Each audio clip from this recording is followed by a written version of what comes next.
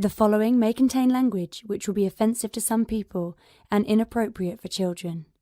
Still here? Then pour your favorite beverage and let's get this fucking show started.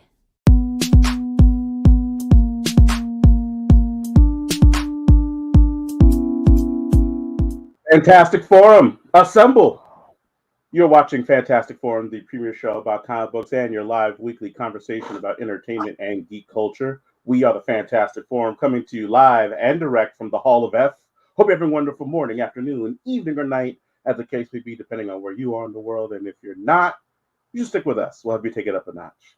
You have half of the usual suspects in the building. First, he is the backbone, the pillar, the strength of Fantastic Forum, our nigh invulnerable brawler and resident strongman, Moses Magnum. Man, Larry, I feel like I haven't seen you in forever, man. Last time I saw I you agree. in a mosh pit. It's so true. It's so true, man. Look, it's like we messed around and went to war, and then you were gone. I was like, R.I.P. Moses. I was like, okay. The text said he made it, but I ain't seen a body. As for myself, my name is Lawrence Young. They call me Mary Young. Welcome to Fantastic Forum. Shout out to both Oz and Jay. They are off making the world a better place for you and for me, indeed. Even though if you slide into chat, you might see Oz, but you know he can't be on the show today. And Jay, unfortunately, is in the same kind of boat. But I don't think we're going to see Jay in chat, unfortunately. But either way, we got a great show for you today because we are going to be talking to you all about Sweet Tooth Season 2, and we're going to be talking to you about Star Wars Visions Volume 2. So we got both of those coming to you. And of course, whatever else it is that you all want to talk about, and we'll tell you how it is that you can do that in just a moment. But before we do, we want to make sure that we thank Mr. Scott Rubin, because without him, this entire show would not have happened. Thank you, Scott Rubin. Hope you're doing well, good sir. You know, as I mentioned before, we want to make sure that we tell you how did you get down with the Fantastic Forum. So here's our intern to tell you here. Want to get in on the action? Call Fantastic Forum on Skype and join the fun. Too shy to call in? That's okay. You can join the Discord chat room available at FantasticForum.live. Join the party. You know you want to. I do indeed. Thank you very much, intern. Appreciate all your hard and dedicated work. Yeah, Moses, you look good though. How you feeling? I'm feeling good, or I'm feeling well. But yeah, I'm 40 now. I can't be saying I'm good, you know. But, I'm good. But yeah, no, I'm feeling okay. I'm resting up. After that concert that we went to that Monday, I think I got my voice back like Friday. Hey, look, you went hard, friend. I'm not mad at you. I was like, man, I was out here like Moses is a superhero for real. And because you were out there doing feats. You were doing feats, okay? And yeah, I was just, running around in that mosh pit, and then I'm still bruised up. But I was sore. Like, man, like Thursday, we were walking all day, and I'm like, I can't do. I'm really feeling old. Dude, I listen. I was sitting here like, Mo was out here acting like a young man. Like I'm saying, like this would be hard if you were like friggin' 10 years your junior. It would still be like a trying experience. And that's why I was so impressed, because I was just like, wow. Like when you were like, hey, I can't do the show, I wasn't even like, why? We're just like, I'm surprised that you were able to inform us. I thought you'd end up missing. I got to the hotel like maybe about an hour before showtime, and I had everything pretty much set up. And then my niece is like, "Well, we're gonna meet up for dinner here," and I was like, I was probably gonna do the show for like an hour, but then I was like talking, and I'm like, I can't. You can't hear what I say, like So If it's you like, can't talk, you can't talk. You shouldn't be here. and then with my voice like that, I did karaoke on Thursday, Oh, which I managed to pull off. Which set me back another extra day or two. What did you sing? A song called "Devil's Plaything" by Danzig. Danzig. Wow. Yeah. Listen, I gotta check to see if there's Danzig at the next karaoke I go to, just to find out. Like I know that these days, like a lot of the karaoke is like literally just connected to a computer. But Yeah, but I want to know, like I like I go to some old school karaoke. You know what I'm saying? Sometimes where they don't have all the computers. they're So I'm actually like, I paying wonder. licensing fees, so they have a limited amount of songs. Right. The way we did it, it was just through YouTube. Like we just searched the song and the karaoke version of it, and then Oh, really? yeah. So my Oh, brother, wait, you were doing karaoke like at the house? yeah. Oh, I thought you went out someplace. I'm sorry. No. The day of the graduation, we had like a big barbecue at the roof of where my niece lives, and then we went downstairs and we did karaoke. And one of my brothers sang Taylor Swift. What song? The haters gonna hate the Shake It Off, I guess it's called. Got it. Yeah, Yeah. and That is. then my sister made me cry because she sang the song from A Star Is Born, the Lady Gaga one. What song? Oh, got you. I know what you're talking about. I got you. Well, she did a good job with it. Cool. Awesome. Brought me to tears. That's awesome, man. Yeah. Can Abby sing?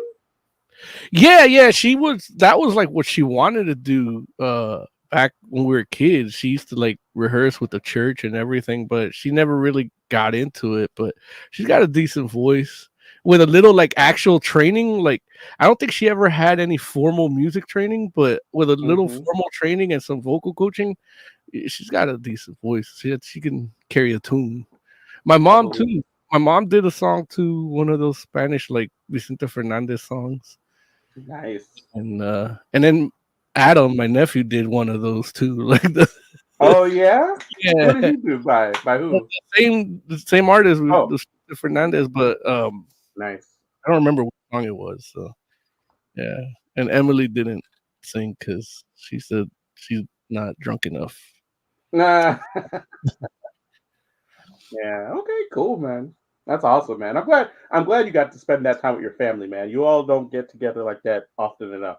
Yeah. Like my niece was regretting having us all in one for so long.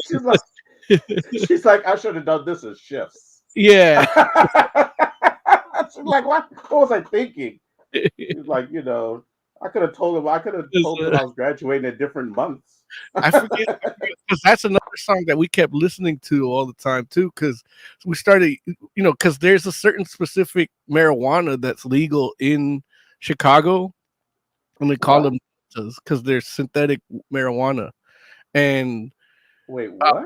It's synthetic marijuana. It's made from the hemp plant, not the cannabis plant, but there is cannabis in it or THC in it.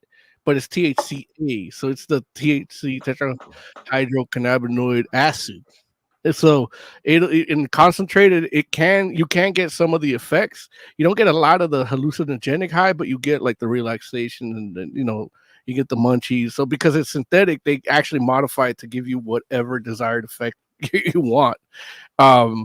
It's not my thing. I didn't really like it, and but we're rolling them up. And I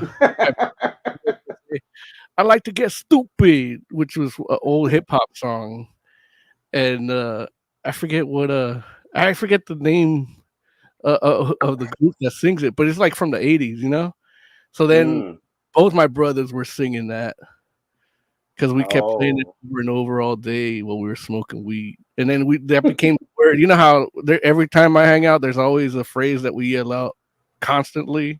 At nausea. So I Like to Get Stupid became the thing that we were all yelling out for the rest of the 12 hours that we were hanging out at the top of our lungs. I'm not mad at it. I'm not mad at it. We have a caller. Let's see.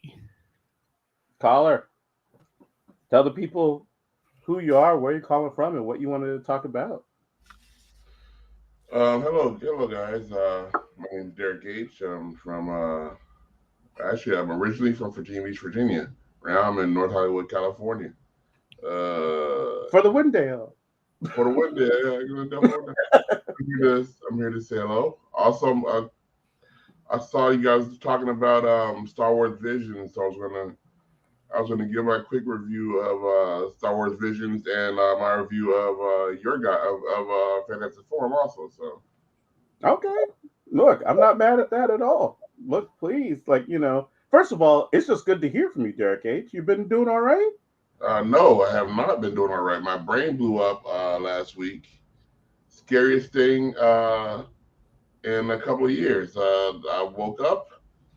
I was watching chess on YouTube because I'm intellectual.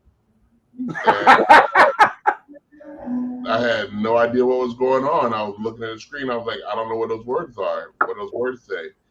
And I remembered this happened to me before. Right. And I started trying to say words, and I could not say words.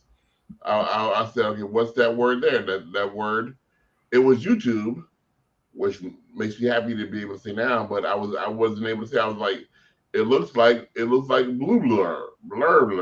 And I kept trying to say it over and over again. And that is when you see something and you can't say it, it is terrifying. And I'm terrified again. And I was still able to do some stuff.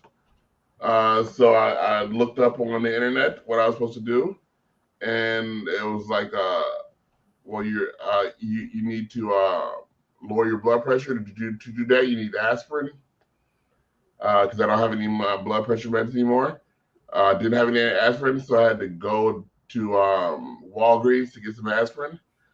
I drove to Walgreens, and once I got in, I realized that I could not say the words aspirin. And I went to the back, and I stood in front of all the medicine things, and I had to practice saying. I couldn't find aspirin, so I had to go to. I needed to go to the front to ask the lady, "Can you show me where the aspirin is?" But I had to practice saying aspirin. So I sat there and said, aspirin,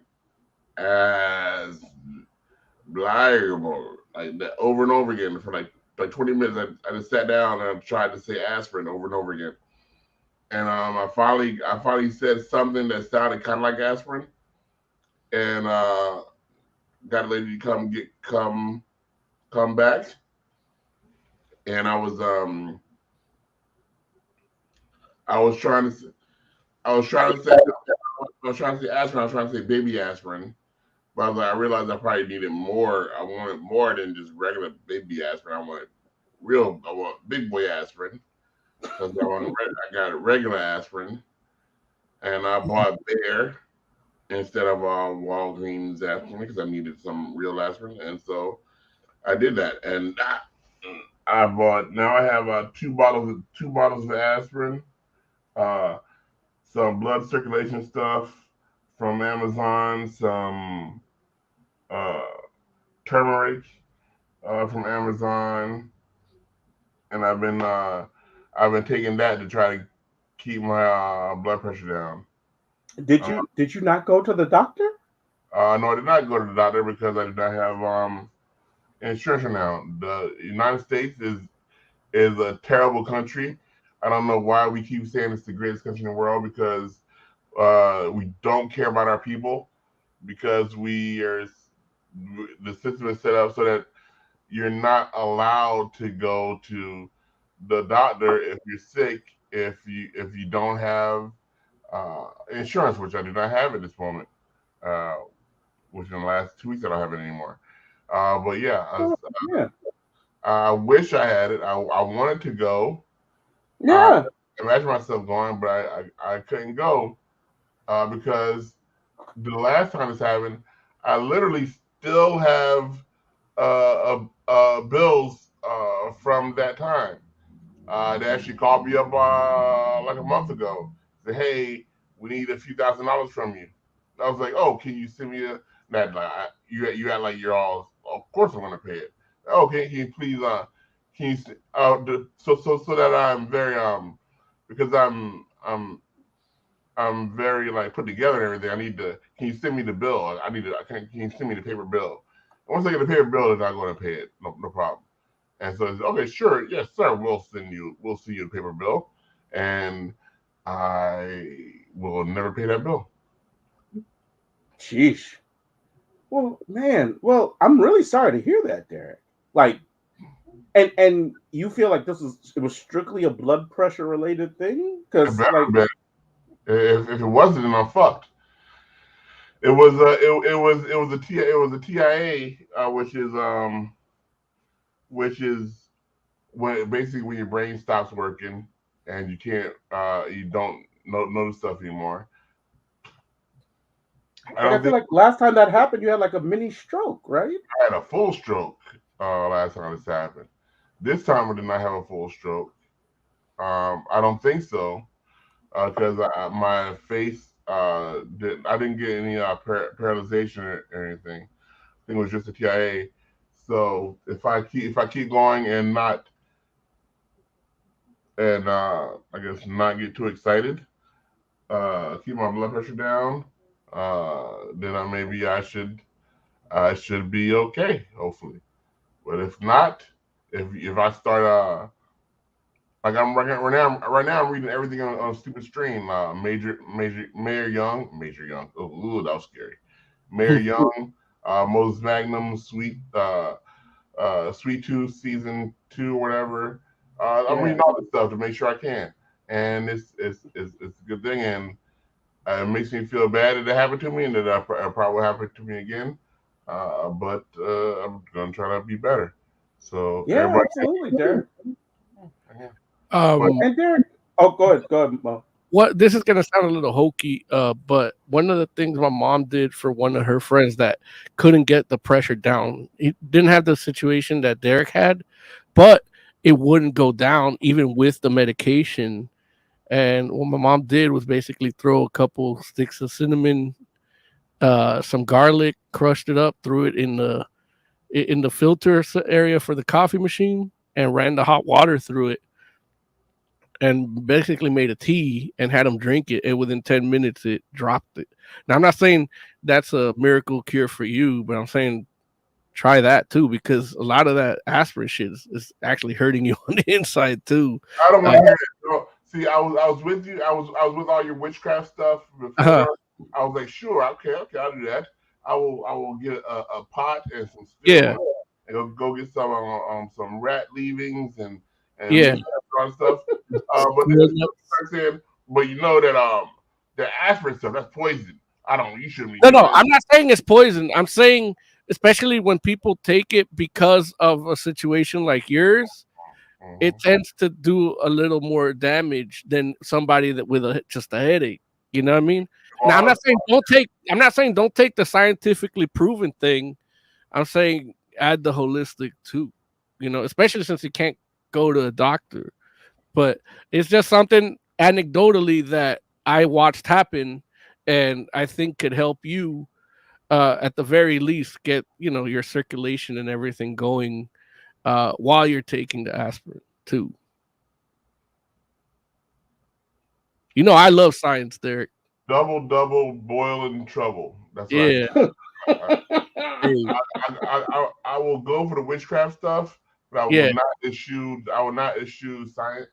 Yeah, no, I'm not saying to. Like, I'm definitely not saying to. Especially like if next week we come on and Miss H is cussing me out because like, what'd you do to my son? I definitely don't want that to happen, and I don't want to lose you. Like, I want to have you on for You This Beauty. Oh, that's a great book. That's awesome. Yeah. So yeah, we need you around at least so I can buy the movie rights from you. I went to I was watching I watched what's that show? Star Wars Visions. Okay. Mm-hmm. I think I'm officially done with Star Wars now. What? Because Okay, wait, hold on. Before you keep going, Derek, let us play this TV music real quick, this TV theme, and then we got you. okay. You'll start off our discussion. Right. Also, no, it's more about gel coat. When the fourth round would... Don't you call it?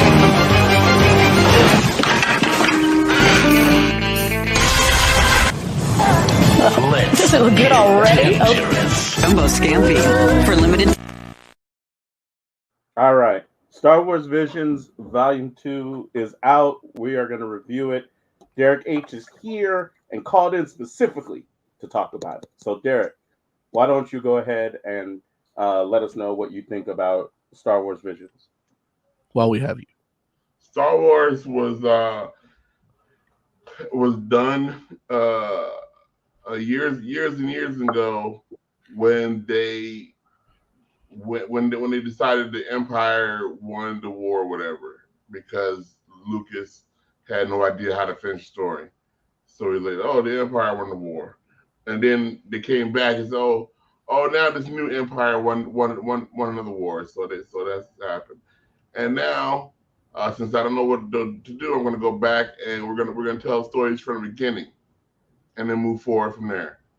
And that's what everything does now. Everything tells stories after Yavin and before. I don't know what a new one is. What the prequel? Like High Republic and but after, and before the First Order and all that stuff, between that time.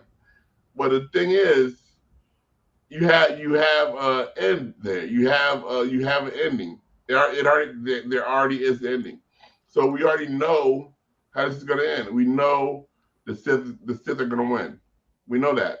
We know the Sith Order is going to rise. The First Order is going to rise. We know General Grand Admiral Thrawn is going to return and rise up and become heir to the Empire. We know that. That's going to happen. Period. And so everything that's happened is a sad story. Everything. There's nothing good is going to happen, because we know the bad stuff's going to happen.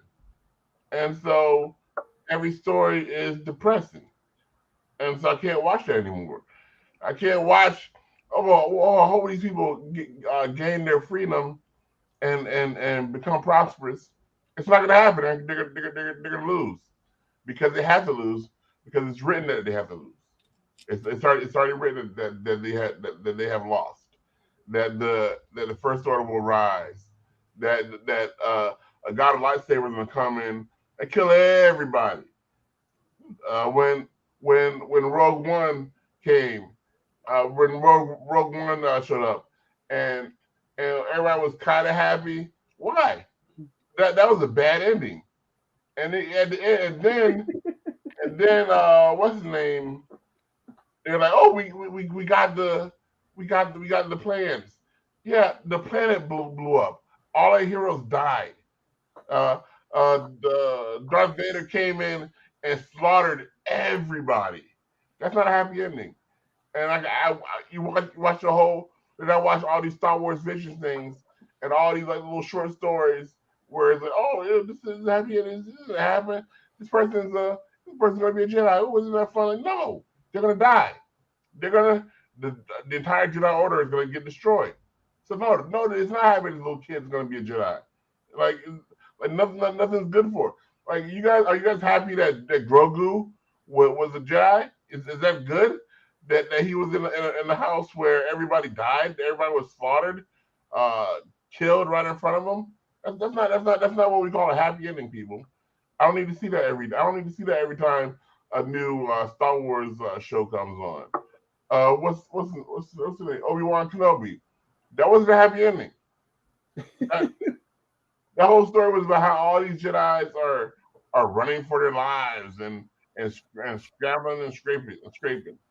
And he saved he saved Princess Leia. Why? You know what's gonna happen later. She's gonna die on the ship. Her son's gonna kill her. Her son's gonna kill his dad. But that's life. Like, why? Eventually we're all gonna die. So, like, why eat that burger at the hands of our children?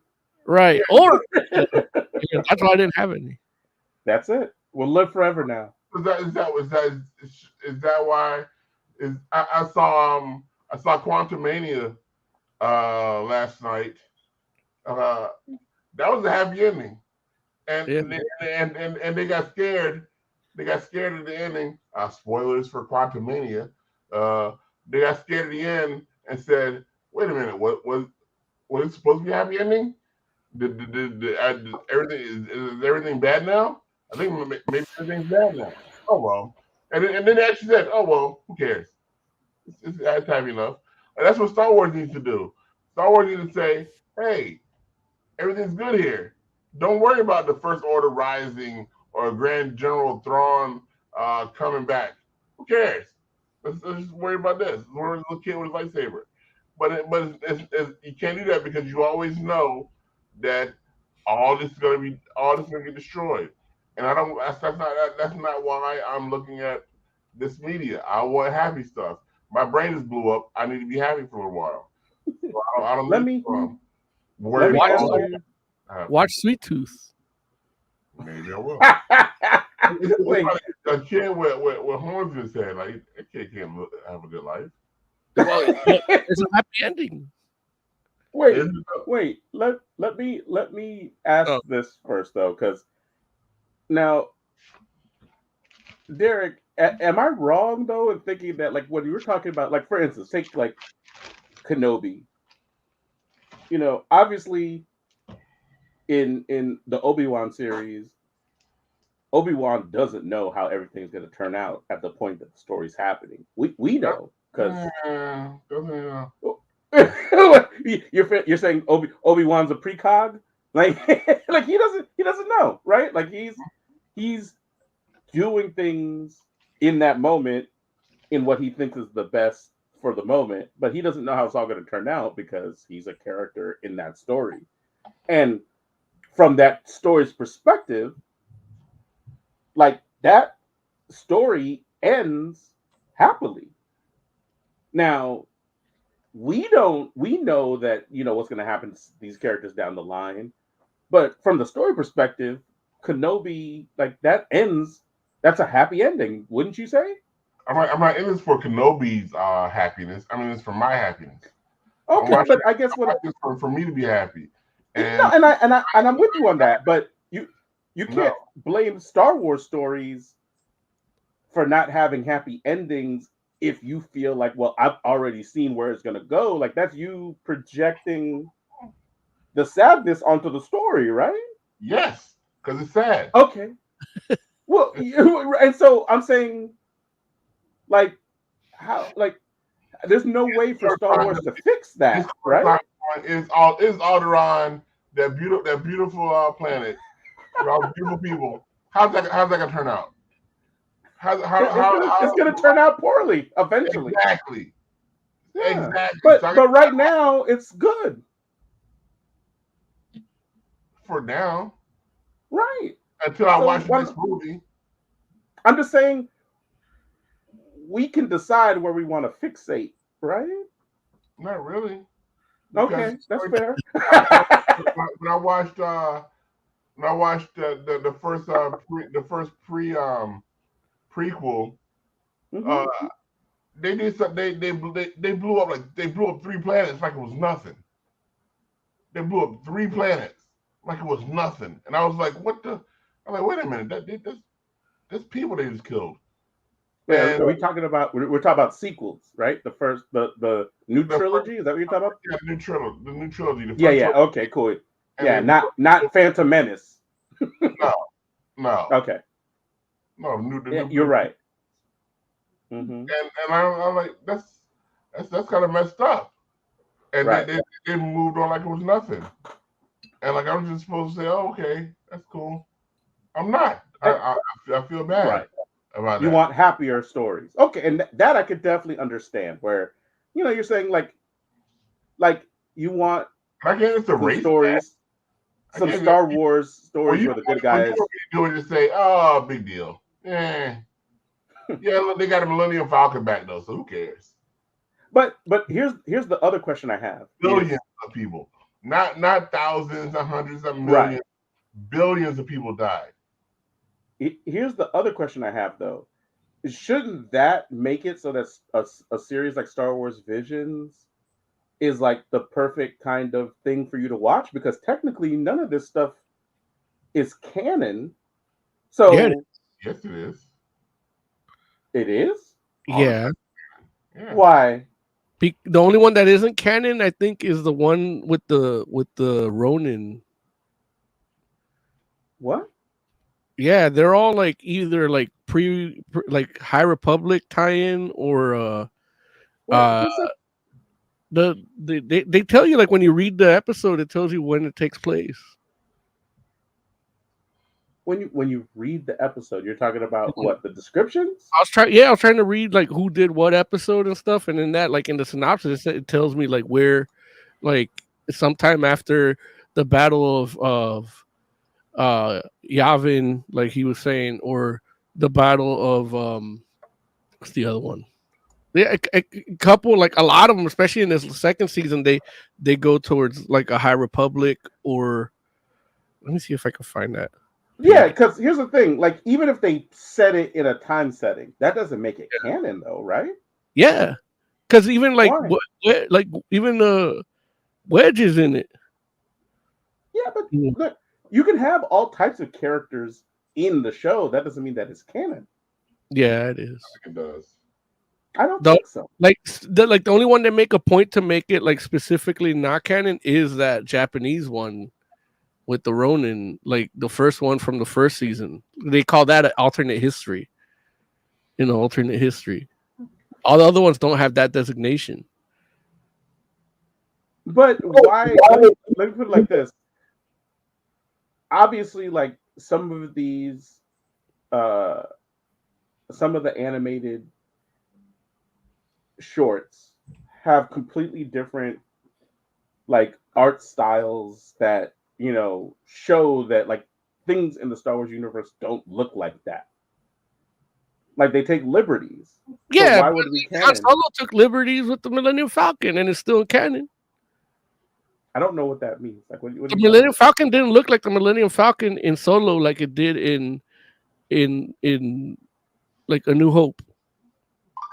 They took pieces, or like how it looked in when they got it back in the other trilogy. Yeah, no, but on it.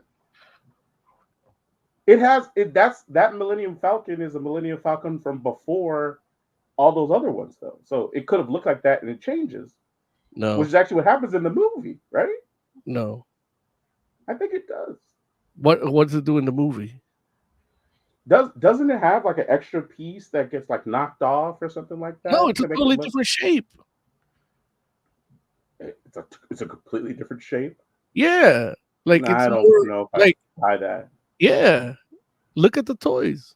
I mean, well, listen. Don't get me wrong. I'm certain the Millennium Falcon in Solo looks different than the Millennium Falcon from the original trilogy, and that looks different from the Millennium Falcon in the new trilogy. But that's because of marketing stuff, not because it's a different ship. Well, again, they're giving you Star Wars Visions in a way that it's pleasing to the eye and expressive towards art, and that it doesn't mean and marketing.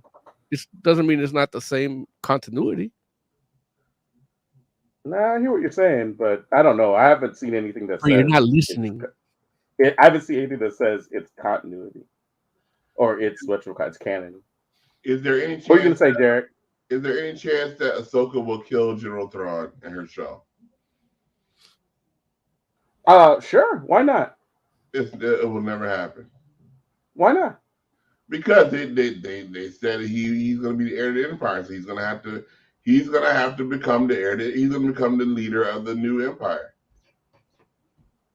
Of the what new empire are you talking about? I don't know, but they're gonna make it up. It also brings me to the point that that people in this galaxy don't deserve to be free because Wait, what? they run towards uh, dictatorship. They want to be ruled, just like What? the same thing for the people in the Legend of Zelda. That's what I'm not excited about Legend of Zelda. Those people want to be ruled. When I played the Breath of the Wild, whatever is it? You woke up after 500 years and Ganon is back in power. Like how? Like what? What did these people fight for? No, they didn't. They wanted to be ruled. Same thing for these Empire people. The Empire, they're like, oh, the Empire is rising again. How? How? You guys know.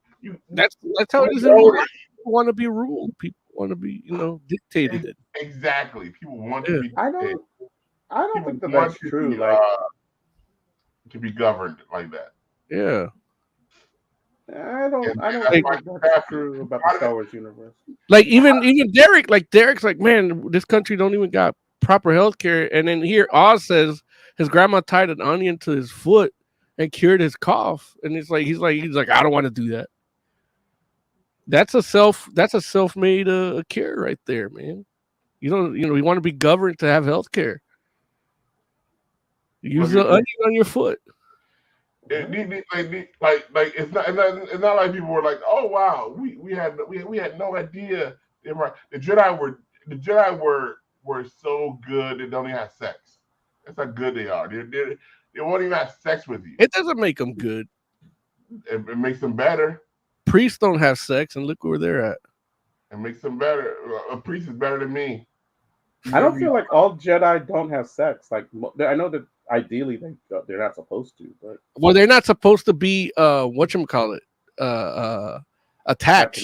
So right. Yeah, they could just bang. Like if you ever saw that Dave Chappelle skit, they talk about how they banged the little Padawans. Wait, what? If these people like when the Empire came in and started killing everybody and stealing kids and all this stuff, you would think they'll say, you know what, we don't want to see more. And then somebody goes and blows them up and says, okay, we got rid of them, and let's do better. But instead they're like, okay, we got rid of them. Oh look, here's this other guy with dressing like a Nazi and killing everybody. Let's put him in charge.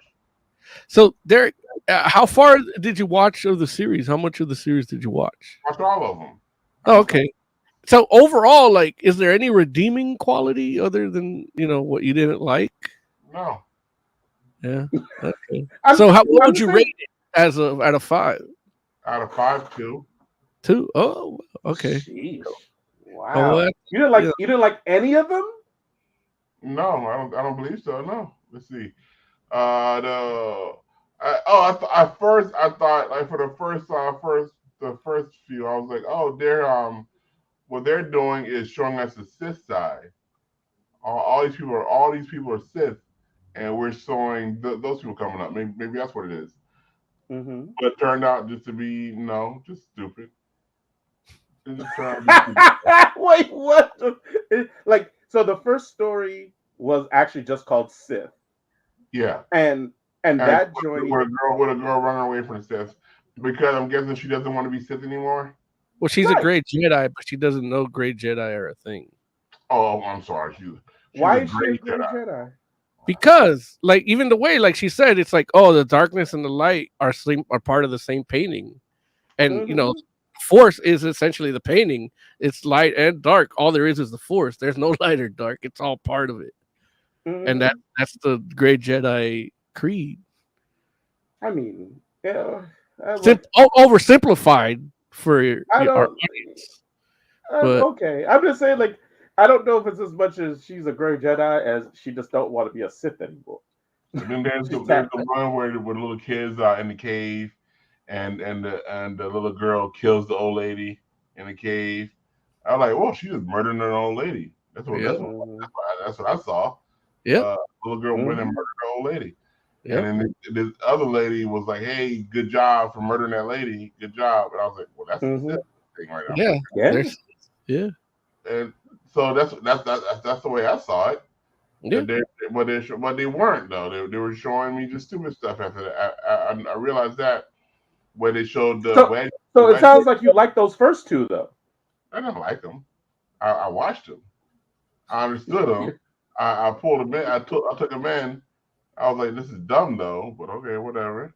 But I mean, it sounded like, or at least, and maybe I'm wrong here, it sounded like you were disappointed that they didn't keep pursuing like that line of like that theme. Yes. Okay, so then different theme. Out of a different theme than the one that they always show, which is everybody losing.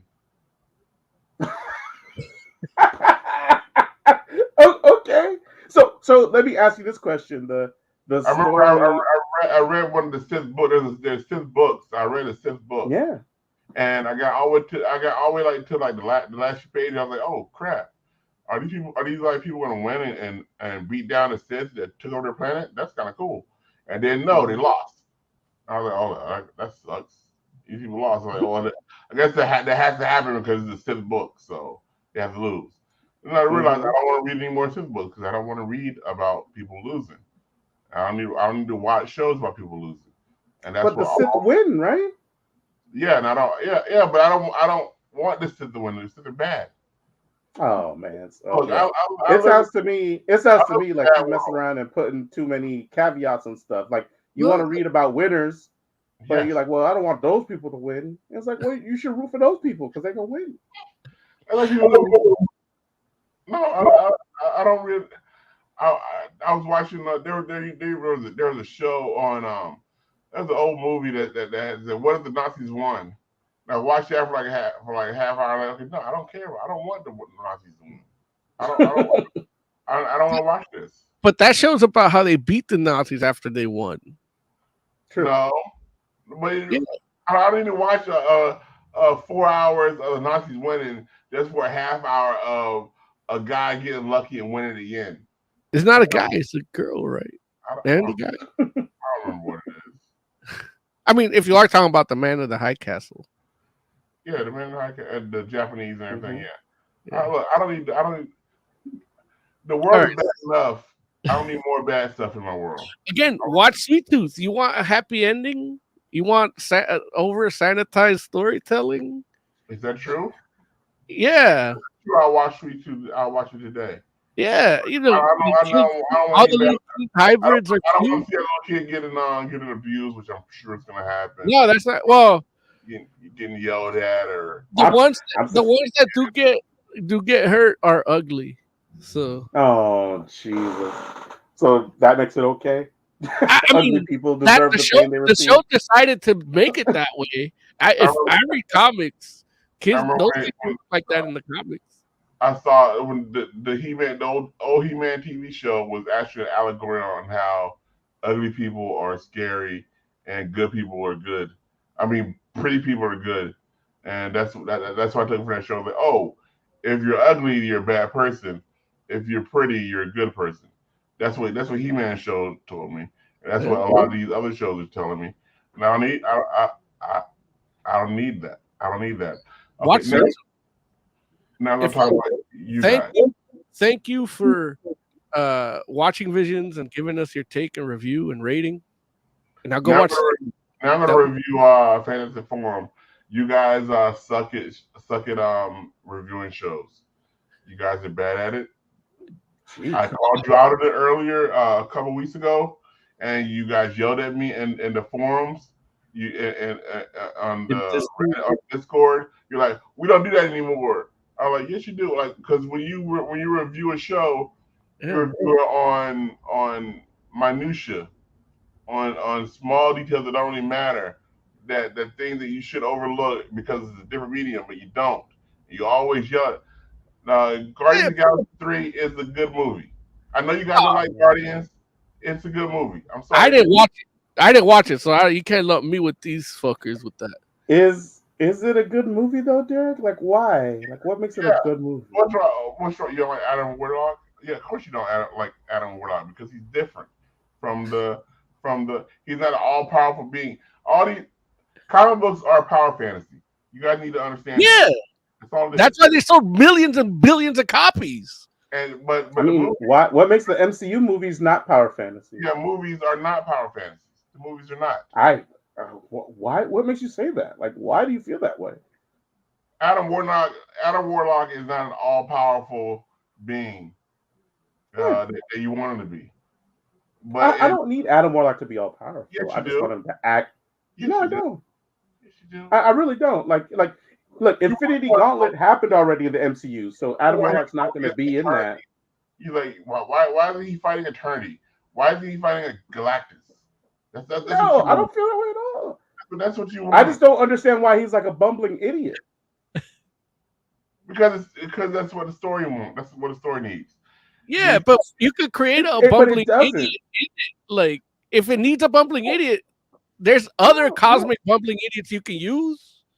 Right, in the Marvel universe. That was the only point I was saying, was more so like there are other characters that could fit. Like, you could have used like Jack of Hearts. Jack of Hearts would have been a perfect character. So it's the wrong. So it's the wrong person. It's the wrong of millions and millions of characters. They chose the wrong character.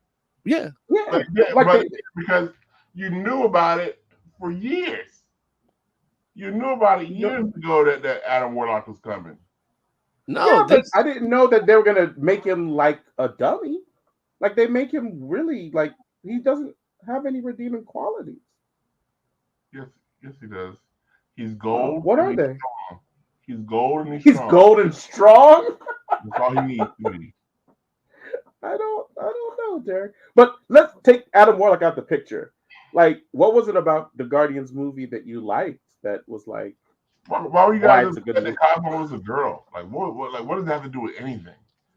You guys, Cosmo was a girl. Oh, how dare they? This movie sucks. Like, what? Cosmo's a girl? He's a girl in the movie. She's a girl. Thank you very much. I'm sorry. She's a girl. I'm sorry. Cosmo's a guy in the comic. I apologize. She's a girl in the movie. Like, but why? Like, does it add something different or do something? Does it take something away? It doesn't add anything. No, I don't know that it takes. It doesn't take anything away. Oh, then who cares? But does it add anything? Like, to change it, does it add anything? But it doesn't take anything away. It's not detrimenting it. Well, no, but I mean, like, why even bother with that? Because they had this very good actress in the real world that they wanted to put in a movie, and if they put her in a movie, that meant that this dog had to be a girl. Okay. I mean, that's cool, but just because it's a good actress doesn't mean it has to be a girl. Like, look at Bart Simpson. He's voiced by a female actress. That's true. Okay, this is ridiculous. All right, Derek, thank you for your call. We're veering off our topic. I saw Quantumania, like I said last night.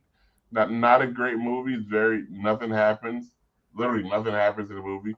When the movie ends, nothing happens in the movie. And when the movie ends, I'm like, whoa, how are they gonna get back out? They don't have a vehicle or nothing. They just say, okay, we're done, and then the movie's over, and then everybody's back in the real world. Like, what? Okay. See, it's really interesting because here's the thing for me. This is like I feel like Quantumania and Guardians are very much on par as far as movies, and it's one of those things where people like Guardians and people were like so on Ant-Man. Like, Ant-Man kind of won them over. So if Ant-Man falters, they can see that it's trash, but Guardians is like bulletproof. You know what I'm saying? Like, the best Guardians movie was the first one.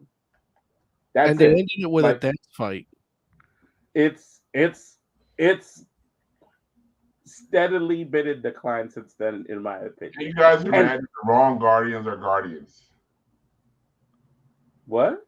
You're mad that the wrong Guardians are the Guardians. No, I mean, listen. Nobody was. Oh, go ahead. If we are mad, it's because they're doing the wrong things. Like, Drax does not acting like Drax. And Ronan's not acting like Ronan. Yeah, he acts different because they're not in comic books anymore. Right, but here's the it's thing: not different because they're not in comic books anymore. It's different and because somebody was like, those differences don't add anything. I want you guys to write and direct a short or something of a comic book and make everything exactly like the comic book. Make all the costumes exactly like the comic book. Make sure all the colors are correct, all the buttons in the right place. Make sure the voices are right. Make sure the stories go just make it 10 minutes or something. And I'm telling you, it will suck. I'm gonna do it right now. I'm gonna do House of M. I'm gonna reimagine House of M. No more. See, look, I'm just saying, like, did you not like 300? It was okay. It's okay. You only thought 300 was okay. They took out all the boy fucking, but other than that, yeah. There's no, that's not in the comic. But it's in the history though. Yeah, but that movie is not based on history. It's based on it's a comic book, right? And it's like basically you guys aren't mad. It's almost a panel for panel translation of a comic book. Exactly. That's why you guys aren't mad at it, because it looks just like a comic book. Yeah, but we're saying it's like why is wrong with that? Different mediums are different, is what I'm saying. Oh, different mediums are different, but the characters, what makes the characters aren't. Like that's like you acting like a different person when you're at home than when you're like at work. And to a certain degree, it's like there's certain things you rein in, but you're still you. You're still not going to put up with the same shit you wouldn't put up with in your house to a certain degree, you know? So go ahead, Derek. I can't talk to you guys anymore. You guys are just you guys are stuck in your ways. We're pushing up his blood pressure. Just wait until I'm very zen right now. You can't believe how zen I am. But there's plenty of wait until Secret Wars comes out, and that is when Secret Wars, the new Secret Wars book came out. Not even Secret Wars 2, not even New Universe. When the all new, all different Secret Wars came out, it was unreadable. You couldn't follow. What? The ending was unreadable because it came out too late. It was unreadable. It made no sense. It ended with a Molecule Man eating a hamburger and saying, "Oh, thank you," and then that was the end. I was like, okay, whatever. Yeah. But when that movie comes out, when the Secret Wars movie comes out in 5 years, don't be ashamed, whatever. Challenge, I guess. My brain's not working. Oh shit. But just know that it will be different. It will be very different. But Derek, we saw, like, you were here when we like talked about and reviewed, like, say for instance, Infinity War and Endgame. You hated Infinity War. Wait, what? You hated Endgame. You hated Infinity War. Not all of us. Who did? All you did. The Fantastic Forum as a whole. No, that's crazy talk. That's crazy talk. Like, I don't. Which one of us wasn't a fan of Infinity War? They're supposed to be gems. They're not supposed to be stones. Oh well, that I agree with. I look, and I'll die on that hill. Like, okay. but that doesn't mean I didn't like the movie. It was just one of those things where it's like it doesn't make sense to change the name. It didn't even knock a rating point off for that. Yeah, it doesn't make sense to change. Like, why bother with that change? It doesn't add. Or even like, let me put it like this. Or even compromise. Call them gemstones, right? Like, I can guarantee you the only reason they don't call those joints Infinity Gems is because somebody was like, it sounds girly. We got to call them stones. Somebody said that. That's exactly why they changed it. I would bet money. And that's all it is. Where it's like gems are just gems. Like it's like a gem is it's a geological thing, and in the comic they decided to call them gems. So it's like, and I'm just saying, like, why would you call them stones instead of gems for just no random reason? And I guarantee you that's all it was. So it's like, to mess around and be like, oh, you're nitpicking. It's like, I'm not really nitpicking. I'm just saying I wish they were called what they were called in the comic. And especially considering that the reason they changed it is probably a frivolous reason like that. Some random producer that's like, no boy is going to want something that's called a gem. Well, in the comic books, regular people were able to wield the Power Stone. Yeah. But in the MCU, you're supposed to blow up if you touch it. If you're not doing, you touch it. So those are differences that you don't care about. That's kind of pretty big change. I mean, there are a lot of changes in the MCU. Look, you're not supposed to be able to be destroyed like that. At least now it's funny. Now you're admitting that there are changes in the MCU. No, I even said, like, it wasn't all of us that hated it. It was me. The High Evolutionary is a black guy. Oh no, that's not supposed to be. He's supposed to be all white guy. Nah, I don't care about that. 100%. 100%. Spider-Man's black? Oh hell no! Not on my watch. This sucks. So that Spider-Man is supposed to be black. Okay.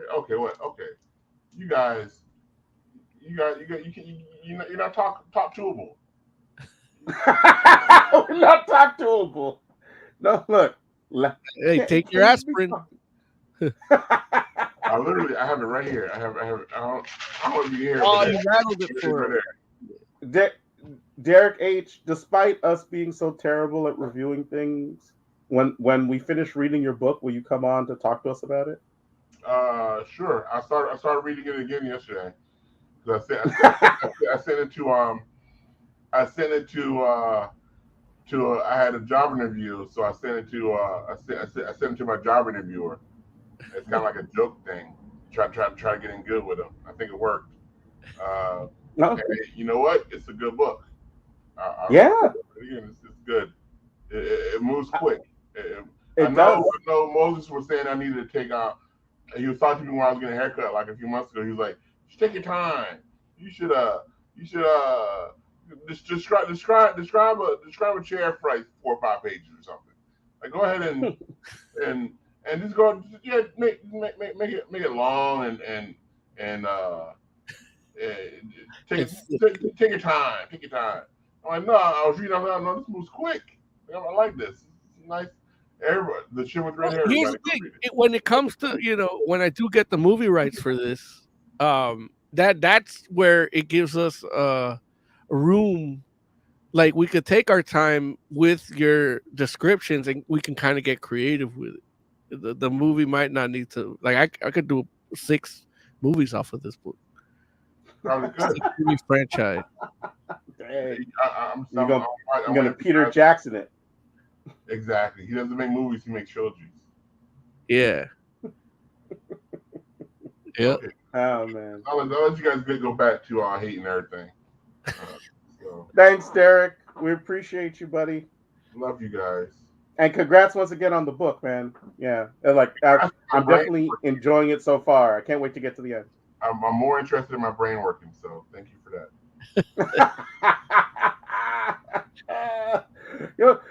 Look, congratulations on your brain working, Derek. Congratulations. Derek H., ladies and gentlemen. Oh my God. I like how awesome. Didn't he just start off by saying his brain didn't work?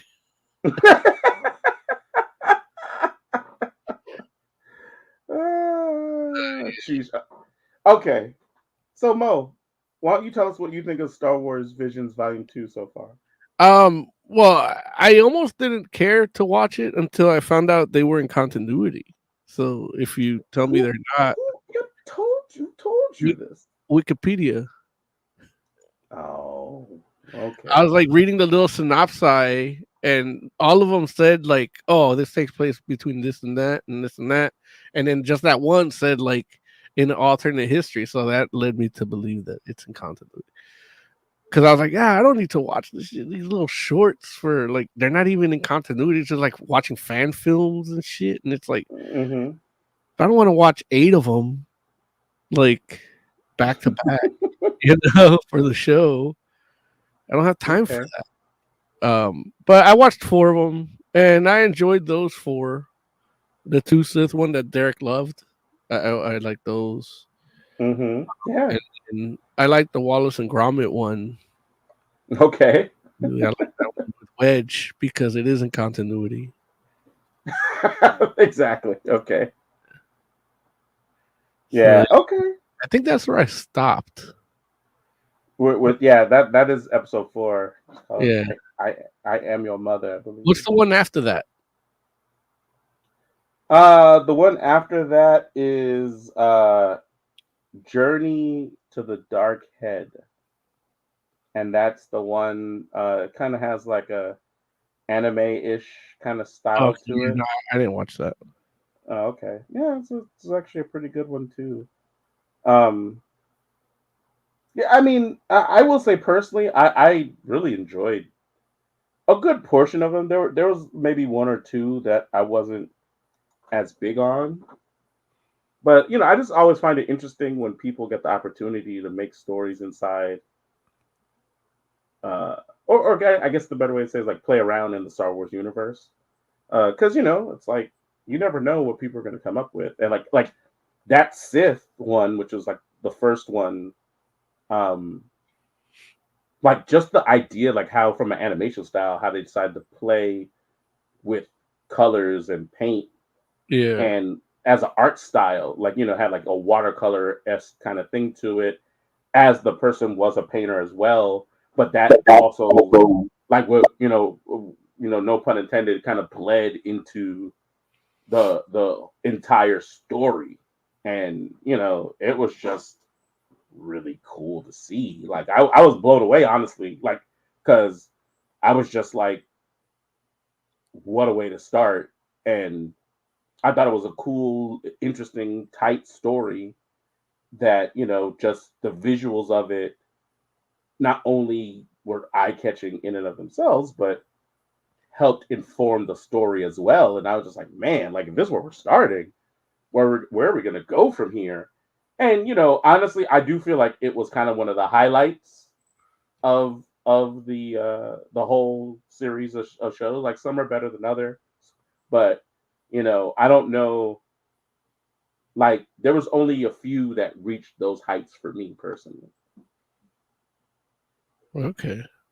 I like I like the different styles, of course. Yeah. But yeah, I only saw 4. And the studio that did what is it, Wolfwalkers, the movie we reviewed, did one. Oh yeah. And that was pretty good. I like that art style. I like that. Mm-hmm. Seeing that with Star Wars was pretty cool. Right. And I like the style in the movie as well. So but yeah, I gotta watch. I get annoyed when like stuff like Vision comes out, especially when I think it's non-continuity, because like, why I gotta waste my time watching? I haven't even caught up on Bad Batch, so it's like I got a lot you should do that to watch and you have time for, and it's like now I gotta watch this, and it's not in continuity, so. Yeah, but continuity isn't everything. Like, it's not like just because it's not in continuity doesn't mean it's not good. It just means but it just means that for my nerd satisfaction, it's pointless until I have free time. Okay. So it's like, what we talk about this. But now that I know it's a continuity, I'm happy I did see some of them. Because even like the other one, I only watched that one. The first season, I only watched that one, the Ronin one. Yeah. I didn't watch anything else. And then I watched there are other really good ones in that. Yeah, I'll get to them eventually when I'm on my deathbed and I have time. Well, limited time, but yeah. Also, too, there is another one that I want to direct you to, The Spy Dancer, which is episode 6. And the reason why I want to direct you to it specifically is the art style in that. It to me was very comic book esque, like, and it's wild because it like I'm trying to think. I know that there's somebody that has this kind of style, but I can't think of who would be off the top. Like it's almost like it's not like I guess the only name that's coming to my mind right now is like Oming, and you know how Oming kind of has like that um like almost like newsprint, like you know, like newspaper comic kind of style to it. It's like it has it's reminiscent of that, but in a more abstract way than what Oming does. And so if you mess around and you see it, you know, I think you'll understand what I'm talking about, where it has a like a almost deconstructed comic book kind of style, but it's animated, and that makes it actually really awesome to see. Just because I was like, wow, like you know, you can tell, or at least I know for me, like when it starts off showing like some stormtroopers, and even like the stormtrooper like helmets kind of have like a minimalist kind of thing going on with it as far as the design of the armor and the helmets, like you know, like the literally, you know how like stormtroopers have like the holes in their helmet for them to like breathe. Yeah. Like those look like little blotches, like little, you know, almost like little ink blots, you know? And I'm just like, oh man, like that's wild because it looks like literally like a newspaper comic strip kind of style, but it's moving. And I'm like, wow, like this is cool. Plus that whole story is pretty cool too. Like it's again, just I mean, the whole thing with Visions is people trying to tell bite-sized stories in the Star Wars universe, and that story in particular I really liked as well, where I felt like that was like another high point where I was just like, oh wow, like that joint's really good. Like these are characters that I would follow, you know. And also too, I will say that story is one of the few stories where technically the way that's all like the way the story's told, the way that the character design is, all that kind of stuff, like that story could be in continuity.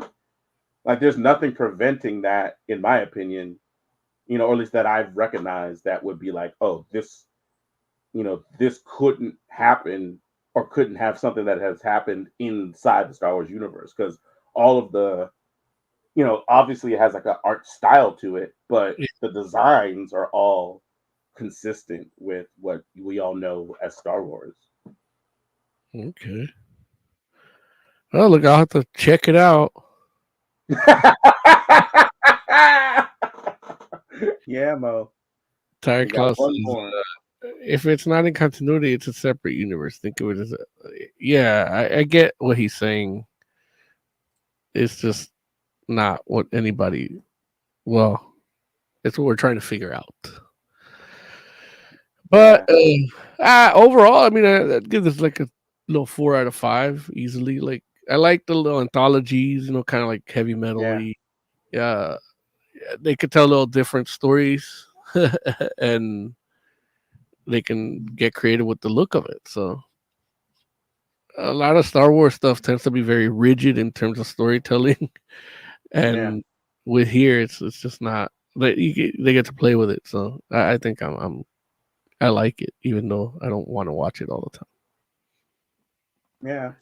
I liked it as well. I'm gonna give it a 4 as well. Like I feel like, you know, I mean, it's an anthology, so and it's made by different studios. Obviously, everybody has their own different styles of both animation and storytelling. So some are gonna be more to my taste, and some are gonna be more to someone else's taste. And you know, but the good majority of it, I really, really dug. So I'm gonna give it a 4 out of 5 as well. All right. Mo, are you ready? Yeah. Mo, are you ready to talk about Sweet Tooth Season 2? Yes. All right, let's do it. Let's do it. Let me ask you this question off the top, Mo. Have you watched all of the episodes already? Yeah, I watched it all in one sitting. Did you really? Oh Yeah. wow. Well, I watched Okay. one episode before I went on vacation, and then I watched the rest today. Okay, got you. Now I haven't seen the entire season. Oh I man. I don't know what to tell you, Mo. It's like Yeah. I watched as much of it as I could. Mo. I Yeah. did. I did. How many episodes is it? 8. Damn, I got close. What, I got close. what did you get I, up to? I got to, I think, episode. I need to watch episode 6, 7, and 8. I think Okay. so. I got up to up through episode 5. Um, yeah, it's interesting the way that this story's developed, and and because I haven't actually read Sweet Tooth the comic, it's like I really, I mean, one of the main things I wanted to ask you is like, how much are we deviating at this point? Like, is it even anything close to what's happening in the comic, or has this show spun off into its own thing? The main conflict with the Last Men is Mm-hmm. like that's the forefront. Like that's part. I want to say about like a good 10, 12 issues of the comic. Okay. Maybe even 15. But Okay. the main conflicts, yeah, it is like the comic, but Okay. the characterizations are off for the most part for everybody except Mm-hmm. maybe Abbott, Mm. maybe the Doctor. But the Doctor didn't have a wife in the Oh, comic. really? Yeah, so it's like you just see him as this other like just cold person. Mm-hmm. Here they give you more of that. In the comic, Jeopard is actually like betrays Sweet Tooth and takes him to Abbott. Oh, Yeah, and wow. decides to go back for it. Because they thought it was a preserve, but he knew what he was doing. But because he had basically his kid died and his wife died, and he wanted to bury her at home. So he's like, I want remains, and he goes, well, get me a hybrid, you get her remains, because they were experimenting on his wife and shit too. So and Damn. yeah, so there's a really touching moment in the comic where Jeopard's son yells out to him, "Dad," Oh, and that's you not didn't. touching. No, but you didn't. But then he gets killed, and you didn't know that it was him that was his son. So Oh, that's how you wow. find out right when he gets murked, and then so the comic, like the feel of the show is like it's a sanitized family show adventure that is hopeful and like they're trying to make you want to root for some humans.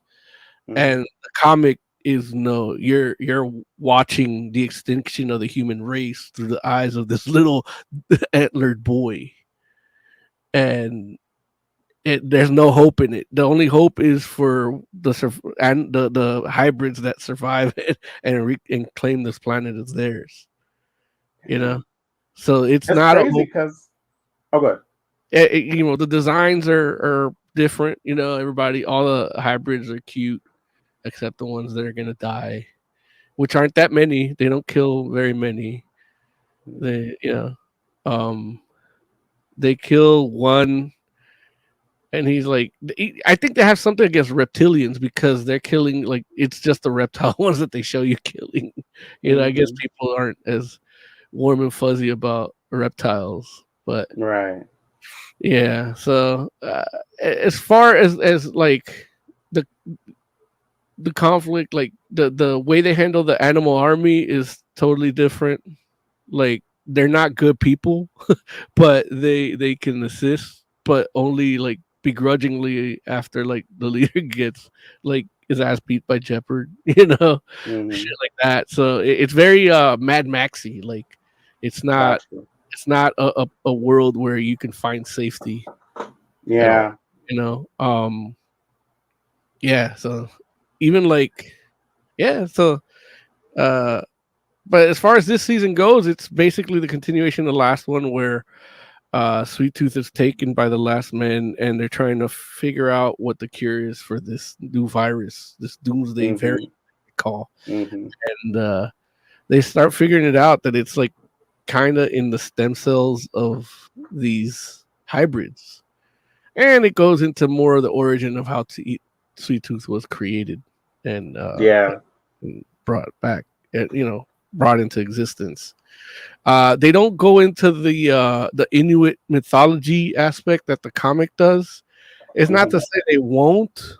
I was reading a review online that says that the show is better than the comic because the comic appropriated in Inuit culture, and here they gives you a more scientific reasoning for that. And I'm like, dude, you hatched a deer baby from a fucking chicken egg.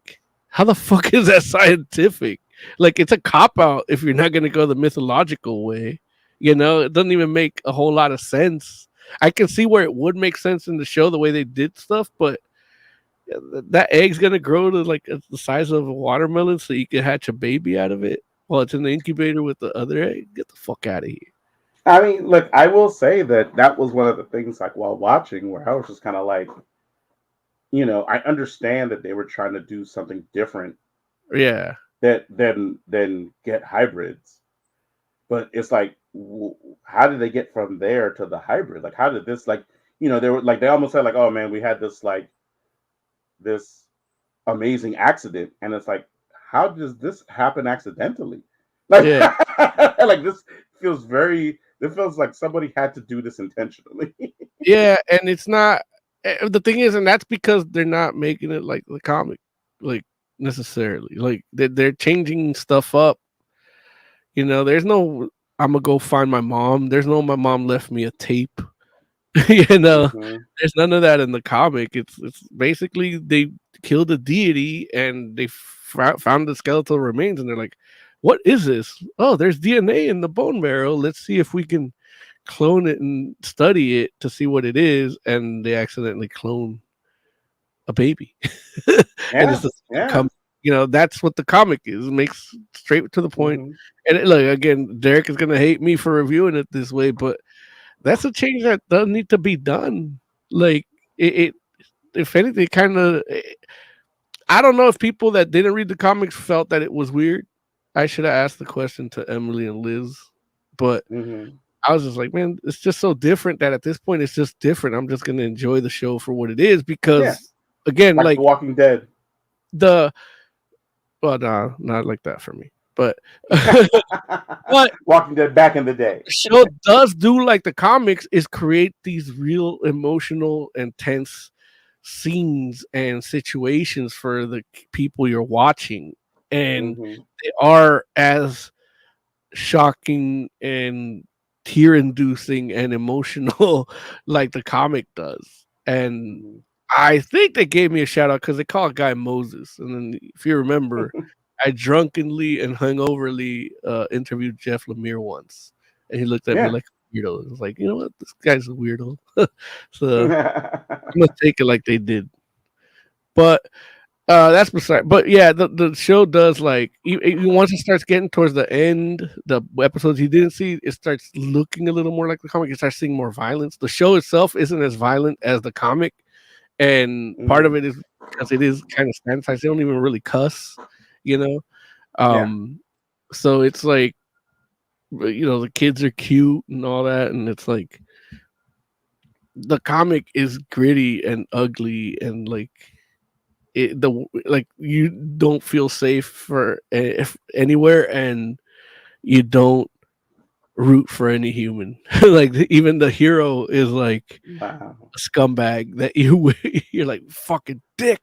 And those twists are like the emotional stuff, and they did it here. They did some here in the show similar, just with other characters that those characters didn't need to be there in the first place. Like, there's the head of the animal army is a dude that has, I think his 3 sons are like feral wolf hybrids, so he actually uses them as weapons to go fight, and they're his kids.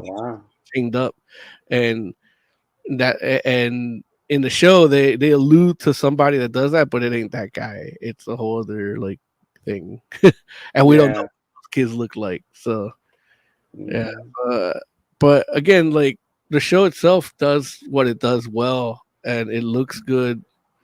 It's shot well. The music, like, it's a well crafted show. So I can't even be that mad at it, except that the happy ending, like the happy ending. Like I'll spoil the comic for you, Larry. You know what the happy ending is? Is Sweet Tooth finally gets to rest because he fucking dies. Because the world's been so fucked up his entire life. The final issue is basically Sweet Tooth, his kids are playing, and they go towards the fence just like in the opening of the show, and they try to kill his kids, 2 kids.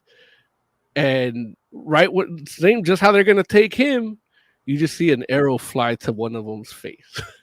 And then it just, next panel shows fucking Sweet Tooth all grown up, all buff and shit with a bow and arrow. And then the other guy says, "Oh God." And then Sweet Tooth tells the guy, your God stopped listening to years ago. And then an axe goes into his head. And it's fucking is Bobby, the little mole groundhog kid, throws a fucking all grown up, and then the little kid's like, "Thanks, Uncle Bobby." And then it's like everybody's like, they already found where we're at, and he's like, "Fuck." He goes, "I thought we were they all should have died by now. Like, now I gotta fight these guys again." So now he's got to lead a whole epic war against the last remaining humans, like the real last man, and they just eviscerate all of them, and then that's it. Then the comic ends with Sweet Tooth been narrating the whole time as an old deer person, and then he just looks up into the space and just sees Jeopard like giving him his hand, and then they reunited in the afterlife, like and that's it. The end. I spoil it for you. That does sound like a happy ending. Only because he rests after all this fucking bullshit, like all this pain and suffering, and it's like death is the sweet release. I mean, the release when he made those kids, I'm sure, but these animals, we probably don't even enjoy it as much as humans do. Like, but either way, I mean, like that, he's all fucked up. Yeah. It would be interesting if when they, I mean, I totally get the idea of, say, you read something and you're like, we should adapt this into a TV show or into a movie. Yeah. And I totally get the idea where you're like, well, we should, but it can't be as gritty as this is.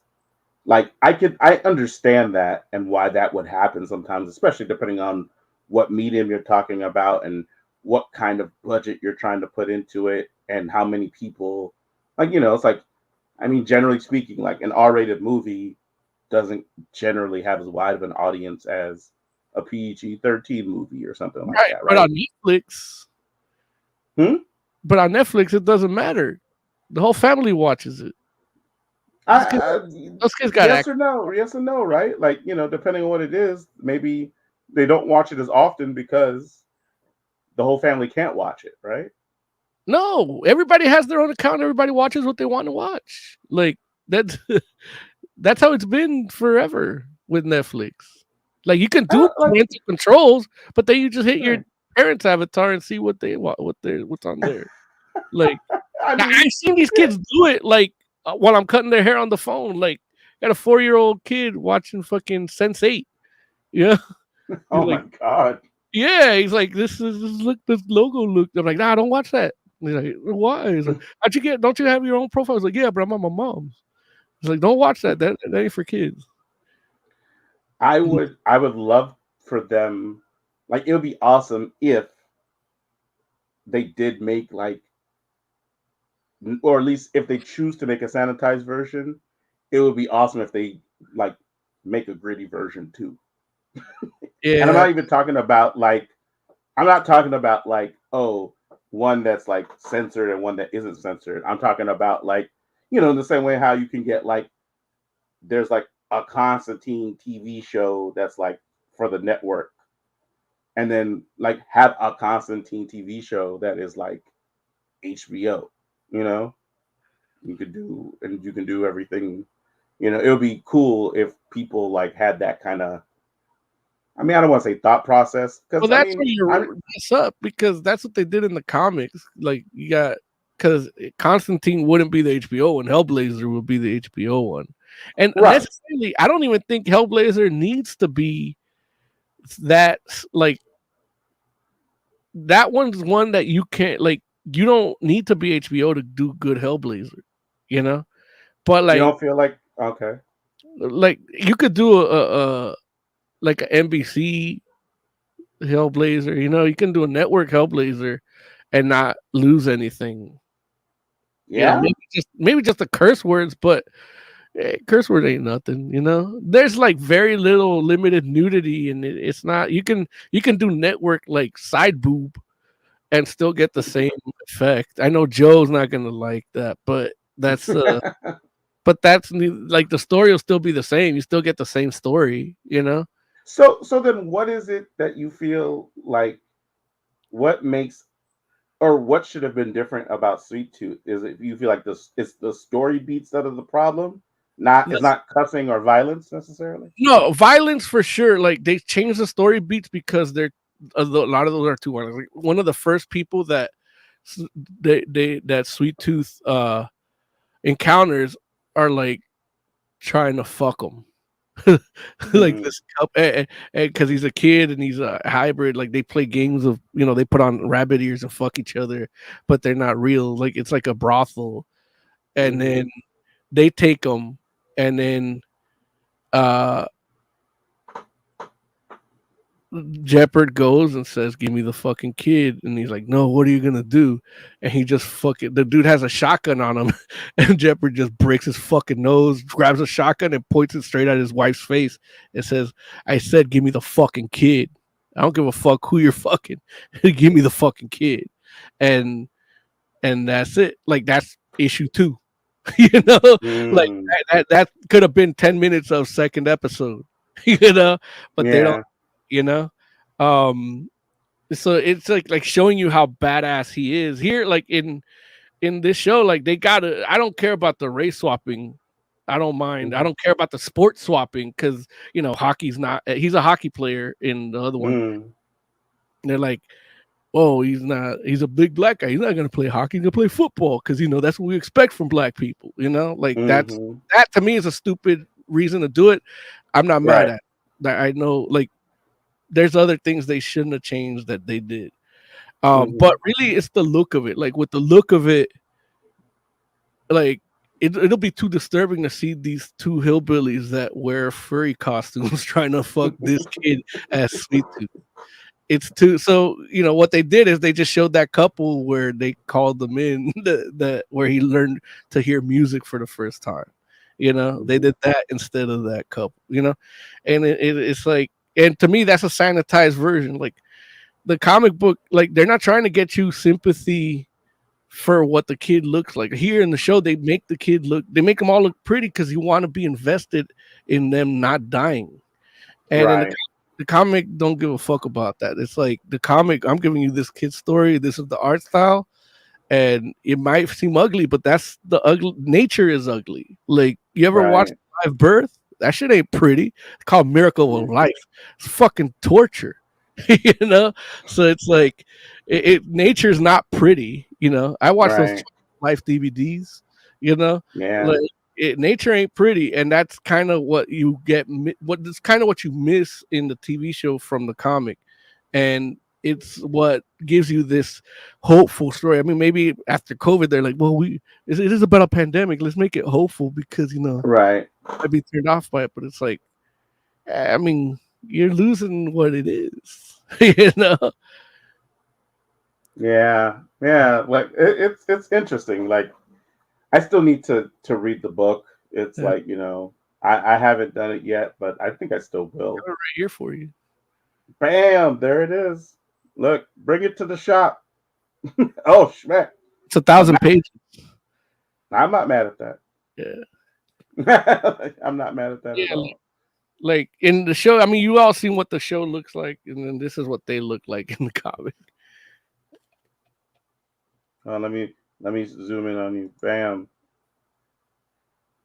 Oh wow, that's crazy. Yeah, Like, they're definitely not cute. They're not. Sweet Tooth is the cutest kid in the bunch, and look, you got a face not even his mother loved. She didn't even make him a tape or nothing in the comic. Here, she's like, I didn't know how to be a mother, but here, you must be saved. If it was that lady that saw this Sweet Tooth, like, you know what? Kill it. Yeah. And that's what, like, I'm not mad at the show changing. I'm disappointed, but again, it still gives you a good story that I was like real invested in it, and I cried like every 3 episodes or 2 episodes. It's like it creates that emotional response in me, and part of it is like comparing it to those responses that when I read the comic, because that I remember like reading this comic like at like 2 a.m, and then I was like, "Why are you crying?" I'm like, "They shot him with an arrow." And it's like, they shot him with an arrow. Yeah, he's all like waking up, like I don't know what this was. Yeah, like here's the picture, and then she's like, "That ugly kid." Man, but that's the thing though, where it's like the sad fact of the matter is that audiences aren't going to care as much if they're not cute. Yeah. And it is really telling, like you said, where it's like you're right, like the reptiles are who get done in, and it's like apparently if a kid looks like an alligator, you're not gonna care as much about what happens to him as if it looks like a little cute skunk. Yeah, and even like in the show, they try to give you a little more, get some sympathy for the little alligator kid. Like he actually talks and says his name. Like Sweet Tooth talks to him and says, "Hey, oh yeah," And in the comic, that little alligator kid's living in the sewer under the preserve. Like they don't even know he's there. They're escaping, and he grabs Wendy's arm and starts trying. And then Sweet Tooth has to give a brick and kill the alligator kid himself. Oh, and he sees himself turning into Jeopard.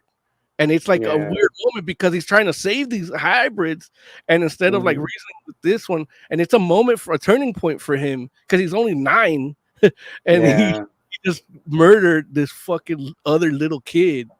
Yeah, with a brick in the sewer, and then they just show you the kid's face all fucked up, the alligator kids, and it's like. The alligator kid he just looked like an alligator, and he's like, "Oh shit, he was a kid." Like when they see the body, it's like, "Oh shit, it was like hybrid." They thought it was just an alligator, but Sweet Tooth knew it was. But he's like, "I gotta protect Wendy," And he had a whole like thing with that, and it's like that is more lost in the show. Yeah. We definitely haven't gotten.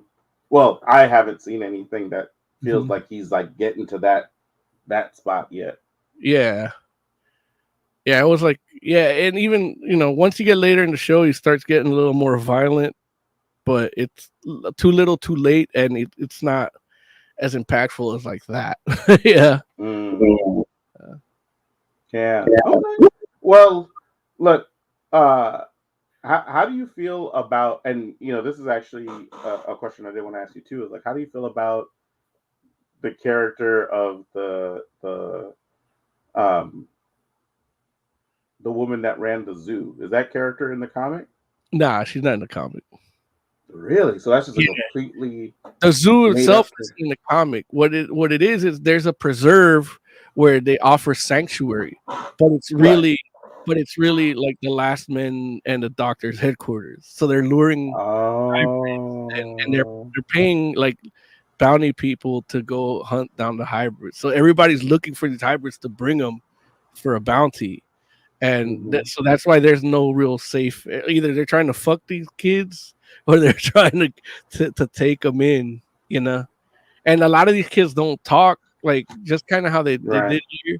Like most of them do, but some don't, and they just getting preyed upon. They can't express nothing, So it's definitely a darker book. The book is a lot darker than the show.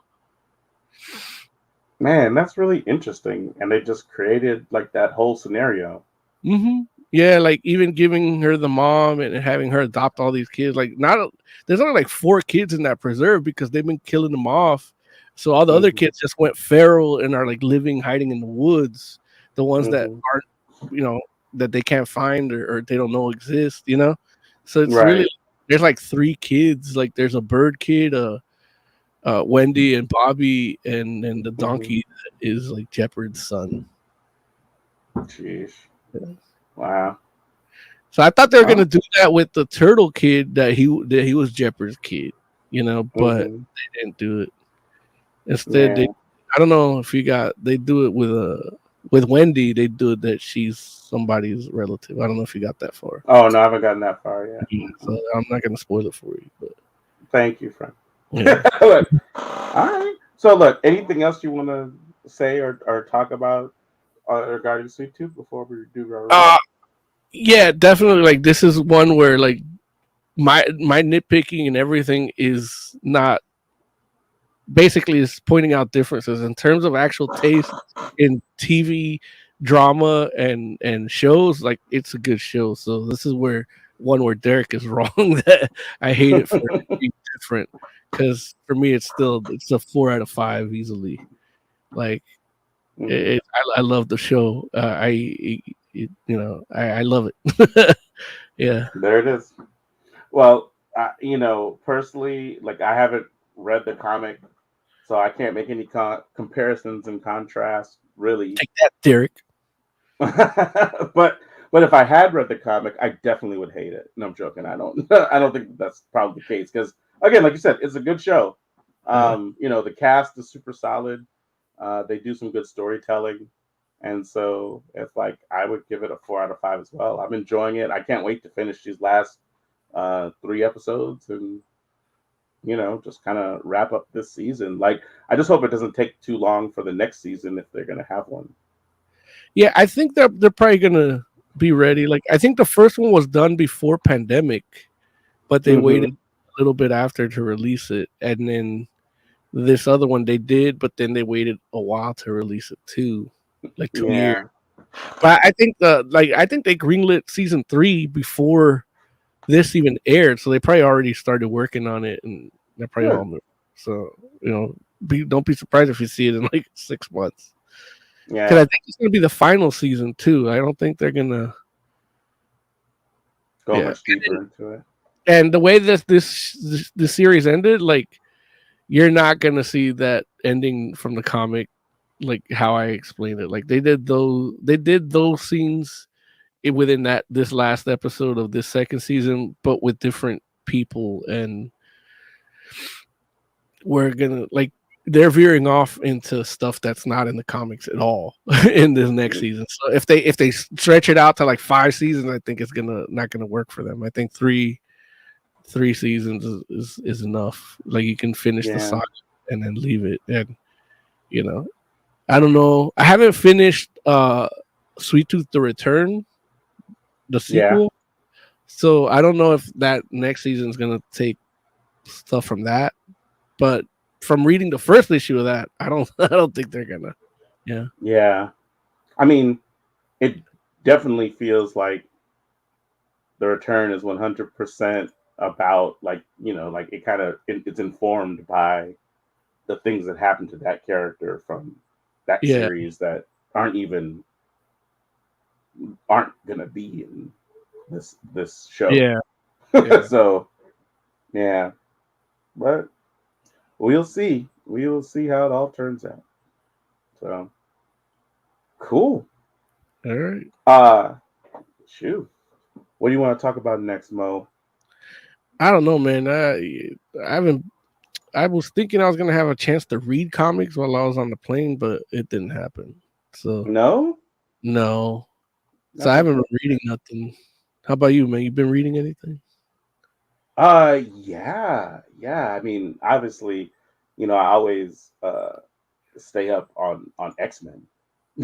So I definitely been reading X I think books. that's probably the only good stuff Marvel has going for it right now. Because I just saw I just saw like the stuff they're doing. They're doing end of Venomverse Yeah, next. well, basically, yeah. But what is that called? I can't remember. It's not called End of Venomverse, but yeah, it's like, oh, you know what it's called? Isn't it like Venom, or it's something with? It says it has Carnage in it, doesn't it? Yeah, it's Carnage fighting Null, I think. But I But I think it mean, I'm. Oh, go ahead. I think it is called Venom, the end of Venomverse. Oh man, maybe it is. Okay, well that sucks. Yeah, but no, I mean, look, I'll say this: like, Marvel's definitely Oh, going Death of through Venomverse is what it's called. Death of Venomverse. Okay, cool. Uh, Marvel is definitely going through a transition period in regards to its books. It got X-Men on track, which was bad for a while before Hickman came on and did the whole Krakoa era stuff. Uh, the new Avengers book actually came out today, which I haven't gotten a chance to read yet. But and that's actually whatchamacallit, Jed McKay is writing that book. Which From Black he's Cat and been. Mary Jane. Say again? The writer from Black Cat and Mary Jane. Oh, did he write that? Yeah. Oh, okay. I mean, I think more people think of him as, or not think of him, but more people are talking about his. Wait, am I thinking of the right guy? Actually, let me double check before I give you all some bad information. Hold on. It's the Moon Knight writer, like the current, because people have been talking about that Moon Knight book right now. Positively? Yeah, no, they're saying like it's like a sleeper kind of hit. You know what I'm saying? So it's like I just want to make sure that um. Oh yeah, it's Jed McKay. Yeah.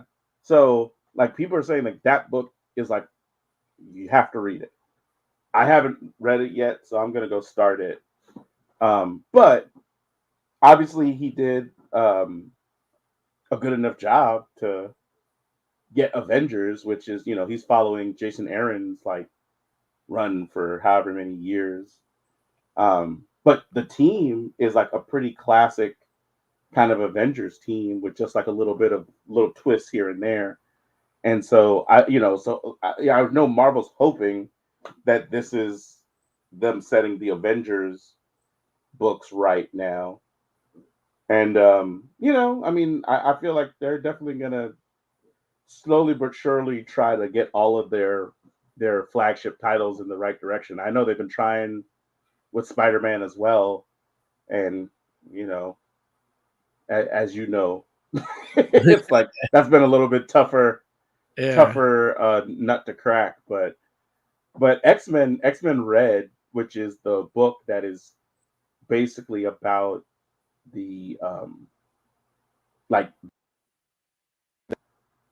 colonization of Mars, it's phenomenal, man. It's such a cool book.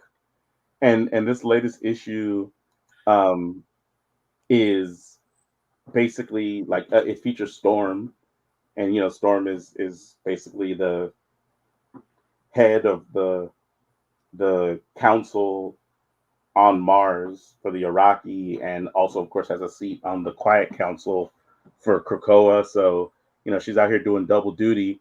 But this is like a story about Storm getting to like actually take some time for herself, and she's going on a date. And it's a pretty amazing story because it's not, of course, it's not going to be just a date for Storm like that. That's not how comics work, right? Yeah. But there's a character that actually got introduced. I don't I don't know exactly when along the line for X-Men Red this character got introduced, but it's basically a dude that's astronaut that is kind of like doing work on Mars as like not like kind of like doing like studying a little bit and like learning about the culture. So and helping out the Iraqi uh, people, the people from Morocco, like which is what they call Mars now, because the mutants colonized it. The mutants from Morocco, and From Morocco? not Morocco, Oh, Morocco. Morocco. Morocco, and so they call them Iraqi, the Iraqi. But the dude is, like I said, an astronaut, and he has like two like postgraduate degrees, and he's like a straight up like works on Mars, and it's just funny because there's a point where Storm is just like he's the most unremarkable man I've ever went out. Yeah. And it's just like one of those things where it's like, oh, it's pretty cool because it's like, yeah, like if you're Storm, the people you've been dating are friggin' like Wolverine, which doesn't make sense, and then like Forge, and Black Panther, Makes sense. huh? Why doesn't Wolverine make sense? Why would like it doesn't like from a personality perspective and time spent wise, like I don't know, it just seems weird to me. Like Storm and Wolverine, Berserker Barrage, man. Sure. I don't know. Like, does Storm feel like the type of person to you that would be attracted to a guy like Wolverine? Honestly, like I think nobody should be attracted to Wolverine. Like, no, I mean, not that he's not, but it's just I mean, it wouldn't be. He's not the reliable dude. Like he does the right things, but he's not a reliable dude. Like he's gonna care more about getting revenge than how you feel about the situation, and that's not what you in that situation. And he's like. He's married to the kill. Like he's married, he's way too traumatized, way too like it's he's basically it's not gonna go anywhere with him. Yeah. And he's unavailable. Like so it's like a girl that would go for that is not Storm. Like and that's what I'm saying. It's Jean Grey. I guess, yeah. But and not like say Jean Grey would do it like in a permanent way. Right. It's just more so one of those things where it's like, like sometimes like people make bad decisions, you know what I'm saying? Yeah. Like decisions that aren't in their best interest. And Jean Grey feels like, like, okay, I can see that happening. Yeah. And if you're a coworker with Wolverine and you start dating him and then you're going into battle, like it's gonna throw off his whole thing. Yeah. But Al Ewing does a great job with this book in one, like the characterization of Storm, and what happens is like, she's on this date and gets interrupted by Professor X. And Professor X is like, hey, I need you right now, please, come and see me, ASAP. And Storm is in here like, he uses like an astral projection, right? So it's not just like like something that you can physically see. So it basically interrupts them both, as opposed to like it just being like in her head and she could have technically just ignored it or whatever, but she decides to go. Until he's like, excuse me. Right. Inside. Right. I know you can hear me. I see you twitching. But it's wild because Storm basically goes to Professor X like yo, I'm not your student anymore. You know what I'm saying? Like, it's like you're treating me as though I'm not on your level at this point, and she basically like kind of dresses down Professor X because especially like after she hears what he wanted to know, which was basically like just before the whole Sins of Sinister thing or whatnot, Magneto died. And he died like permanently because he had because of the role he was playing on Arakko as part of both he and Storm uh adapting and like adopting the culture there. They're like, we're not going to be resurrected. Like, we've removed ourselves from the our backups have been removed from Cerebro. So if we die, we die. That's it. Because that was the whole thing where like you have to fight for your spot on the Great Ring, which is like the council there, right? And so people like live and die seats, but now they're like, oh well, you can just get resurrected. The stakes aren't the same for you, and they're like, oh no, look, no thing, we're done. Like we won't be resurrected. Which Storm was already like, I don't even know if I want to be resurrected even before that happened. But both her and Magneto were like, we'll take ourselves out of the resurrection, out of the backups, and that way it's like it's just us. This is what we are. And so he died. He died. And so Professor X was like, what did he say? You know what I'm saying? Like, like what was like, you were with him when he died. Like he died in your arms. Like, did he have anything to say? Like, what was his like final moments like or whatever? And she's like, dude, you messed around and called me here for this? Like, and just kind of like talk to him like, you make it seem like what you want is the most important thing, and like what other people have going on is inconsequential. And it's wild because Al Ewing brought receipts because there's like literally like in the book when Storm is saying this stuff to him, you can see like panels in the background from like old comics or whatnot. Nice. And yeah, it's awesome. Where I'm just like, wow, that's very cool or whatnot. But what issue is X-Men Red on? 11. Okay. Yeah, 11. This is, I think, volume 2 of X-Men Red. The first one didn't go that high though. I feel like it might have been like, oh, you know what? Let me. That was the other team though, right? Like it wasn't this same like the Mars thing, or it was. Oh, right. You know what? It's so funny because I wasn't even thinking about that. You're right. Like there was an X-Men Red book with that Jean Grey was the lead of before, and that's not even the volume I was talking about. I was talking about like because they had another X-Men Red book that was just about like again like the mutants like expanding into the Marvel universe, right? Which like they had Sword that was doing that at first, and then Sword transformed into X-Men Red, and I think they had a volume of that ended, and then they started X-Men Red again.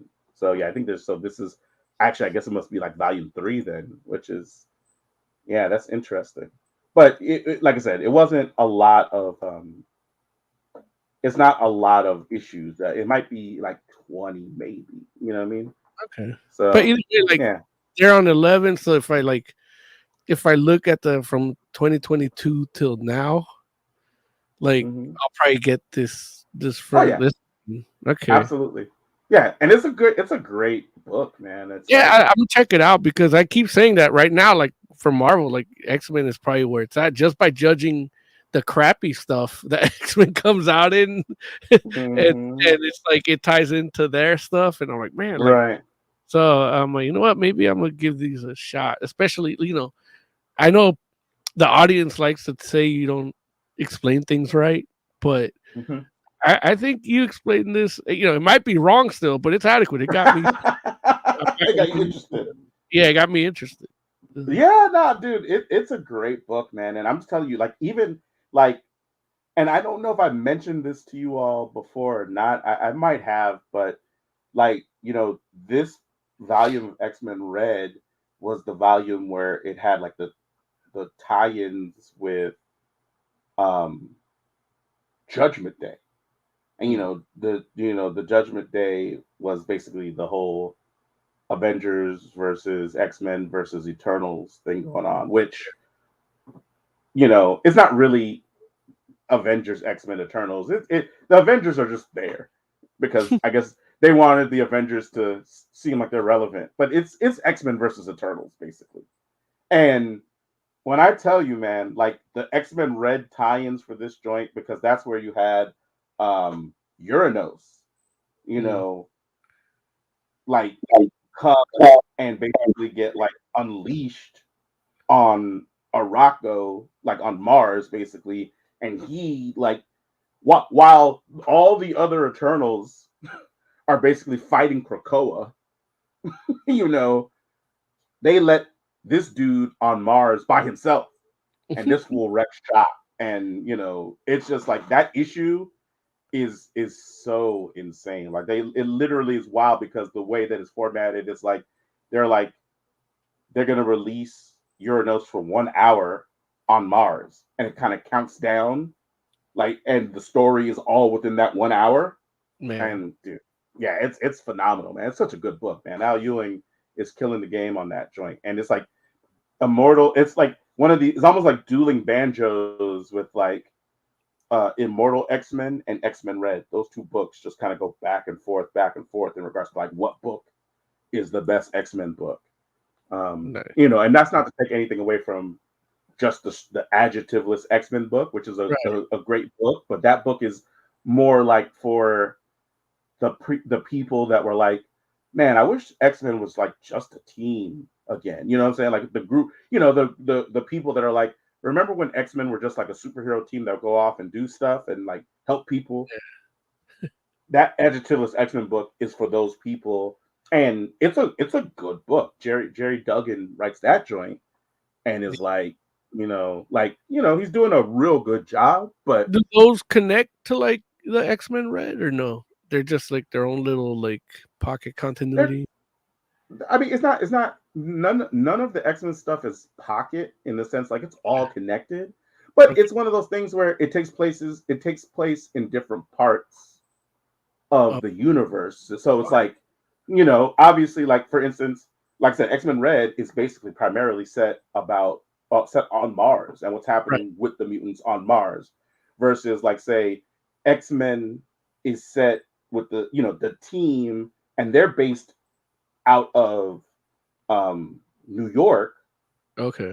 They have like like literally a treehouse that the X-Men team kind of like uses as a base out of New York, versus like say Immortal X-Men is the Quiet Council book. So that's like on Krakoa, and that's about the leaders of the Krakoan society.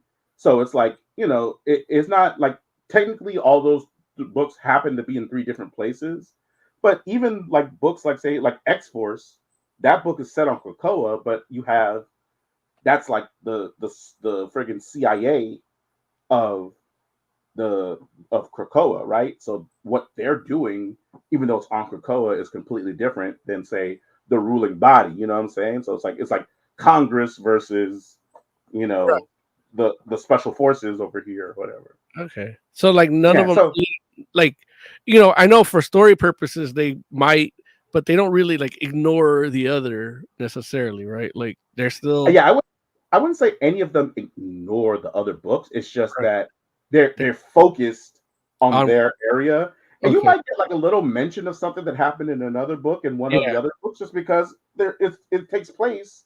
Like those things are relevant to each other, but it's not like a thing where you would be like, I'm lost.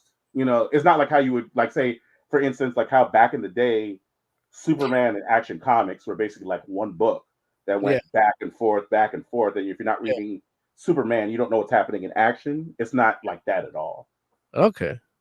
Yeah, but you just pick your poison. It's good. Well, I have a feeling I might be an X-Men.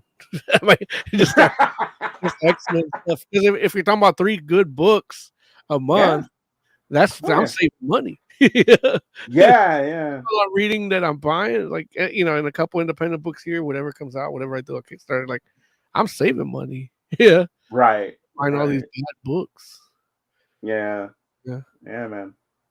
All right, Mo. Should we get out of here? Yeah, let's do it. My back is hurt. No, Mo's not fully recovered. No, I went to the gym today, and got you. The weather's been a little weird, so I got a little like cramp in my back right now.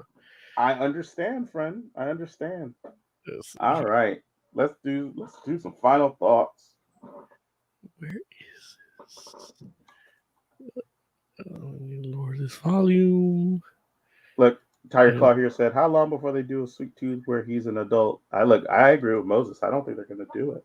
Yeah, I don't think they're going to do it, man. I think, I mean, maybe like an end credit scene or something, but like the conflict and everything, they kind of already showed. But again, it's not like the comic, so they might just show you his kids.